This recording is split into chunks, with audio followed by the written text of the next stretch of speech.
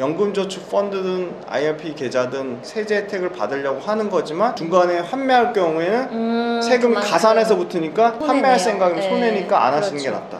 그래서 일단 내가 할 수 있는 만큼 좋은 개념이 돼요. 강제저축 개념이 돼요. 나 이거 무조건 세제 혜택 받아야 되는데 중간에 토해내면 엄청나게 세금 많이 물리니까 이건 나 그냥 없는 돈 칠 거야, 묻어둘 거야. 그거 묻어두는 순간에 내가 투자한 금융상품 ETF나 펀드가 좋은 수익률로 장기간 잘 가지고 계시면 세제 혜택 극대화 노리면서 내가 투자한 상품이 장기 투자 상품이 되니까 장기적으로 내가 좋은 상품을 골랐으면 중간에 변동성은 있겠지만 투자 수익 효과는 덤으로 없겠죠. 이 IRP 계좌도 여러 군데가 있을 거 아니에요, 하는 데가. 네. 근데 아마 증권사들이 다 하는.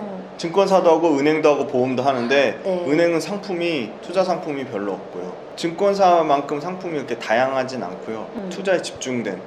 그래서 은행보다는 증권사가 훨씬 유리하고요. 아까 보험사는 네. 또 그 수수료가 보험사는 수수료가 비쌉니다. 네. 이중으로 떼니까 네. 당연히 IRP 계좌는 증권사에서 하는 게 가장 유리합니다. 보통 증권사에서 제일 많이 하시고 대형 증권사, 대형 증권사 중에 IRP 계좌 관리 수수료, 개인형 퇴직연금 관리 수수료를 가장 적게 떼는 다 검색해 보시면 나오니까 저 아까 신한 약간 팁으로 말씀드렸는데 네, 네. 최근에 신한이 낮췄으니까 신한 참고해 보시면 좋을 것 같고 IRP 계좌에 ETF 상품이 가장 유리한데 ETF 상품을 가장 많이 보유한 증권사는 제가 지금 쓰고 있는 한국투자증권, 미래에셋대우 정도가 추천해 드릴 만해요. 투자 상품이 많아야지 선택의 폭이 넓으니까 그만큼 그렇죠. 내가 다양한 종류의 투자할 수 있는데 IRP의 투자 상품의 다양한 게 장점인데 그걸 활용을 못하면 의미가 없겠죠. 그래서 네. IRP 계좌를 증권사에서 하시는 게 비용적으로 가장 유리하고 증권사 중에서 대형 증권사 방금 말씀드린 신한금융투자, 한국투자증권, 미래에셋, 삼성증권 이 정도 하시면 괜찮을 것 같습니다. 얼마 넣고 계세요?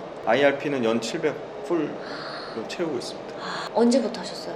IRP 퇴직연금 만든 거는 제가 증권회사 다닐 때부터 만들었으니까 5년 넘었네요. 그럼 55세 이후에 찾으시려고? 55세 이후에 찾을 생각을 하고 있고 매년 연말정산 때 세액공제를 받고 있습니다. 얼마 정도 나와요? 지금? 자기 개인 사업자신 경우 연간 사업소득 4천만 원 기준이고요. 네. 4천만 원 이상이면 그렇죠. 13.2% 네, 네, 그리고 네. 4천만 원 이하면 네. 16.5% 근로소득자 연봉 기준으로는요 5,500만 원 기준이에요. 5,500만 원 이상은 13.2%, 5,500만 원 이하는 16.5%. 그러니까 700 넣으면 한 그쵸. 얼마 받으세요? 116만 원 정도 받는 거죠. 16.5% 최대한 받으면 제일 적게 받는 5,500만 원 아니, 이상인 사람도 96만 원 정도 받아요. 그럼 진짜 이거는 수익이 엄청난 거네요? 확정 수익인 거죠. 내가 찾지만 않으면. 아 그렇죠. 내가 지금 생각을 당장 떨어지는 그쵸. 건 아니니까. 그럼 나중에 55세 이후에는 엄청나겠네요? 엄청나죠. 목돈으로 쌓이면 이거 돈 넣고 오래 살아야겠다. 건강. 55세까지 16.5%를 물론 내 연봉이 상승하겠죠. 네. 평균적으로 13.2%, 16.5%를 뭐 받는다고 치면 약 네네. 14%가 계속 누적적으로 그러니까요. 약 100만 원의 돈이 계속 누적적으로 쌓이면 그게 몇천 되겠죠. 거기에 수익률도 붙는 거 플러스 알파니까 안 하실 이유가 없죠.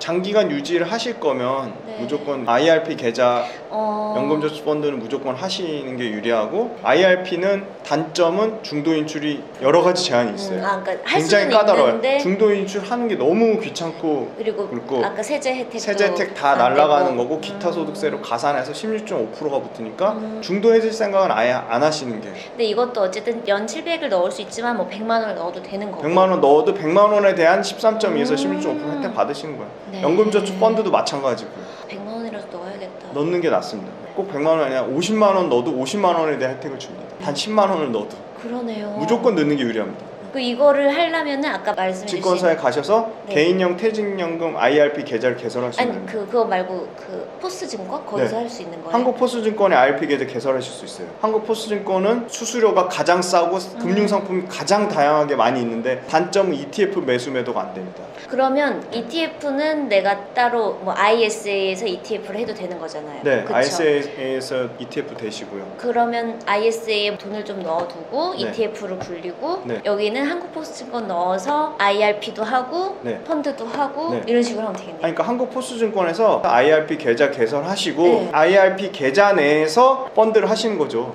근데 네. IRP 계좌에서 또 거기에 플러스 알파로 세제 혜택 극대화하시려면 IRP 계좌 내에 해외 펀드를 하신 거죠. 지난번 해외 펀드 말씀드렸잖아요. 양도차익세 네네. 해외 펀드는 22% 가까이 세금을 떼는데 대략적으로 네. 그 22%도 결국 면제돼서 그렇죠. 재투자되고 네, 나중에 네, 네. 찾을 때 연금 소득세를 떼는 거죠. 22%안 떼고 비과세 되고. 이거 한번 나중에 표로 한번 정리해서 네, 한번 보여드릴까요? 그렇게 네, 해주세요. 그렇게 해드릴게요. 이제 주식에 개별 주식이 얼마 이렇게 좀 어떻게 포트폴리오를 짜셨는지 주영이들한테 공개를 하면, 그러니까 제가 지금 그래요. 잘 모르니까 돈이 있으면 그냥 주식을 한다는 생각밖에 못 한 거예요. 근데 네. 이렇게 세제 혜택이 다양하고 뭐 정말 넣어두기만 하면 나중에 진짜 20년 뒤에 정말 목돈이 될 수 있는 이런 상품이 있는데 이걸 모르잖아요. 내가 낸 만큼 세제 네. 혜택을 받은 거니까요. 그래서 사람들마다 이렇게 가진 현금 부유 수량이 많지 않을 텐데 빚내지 않고서야 좀 그런 거를 좀 만약에 100만 원이 있을 때 어떤 식으로 이렇게 넣으면 좋을지 그런 참고가 될 것 같아요. 참고 그럼 제 네. 퇴직연금 계좌를 한번 공개. 네, 퇴직연금이랑 그 아까 ISA, 뭐 ETF, 연금저축펀드, 네, 네. 쭉 한번 비율적으로 그러면 얘기를 해주세요. 요 연금저축 펀드를 일단 네. 마지막으로 네. 설명드리고 네, 마음을 마음의 준비를 하고 마음의 준비라기보다는 좀 정리를 하셔서 네. 갑작스럽게 공개를 하는 것보다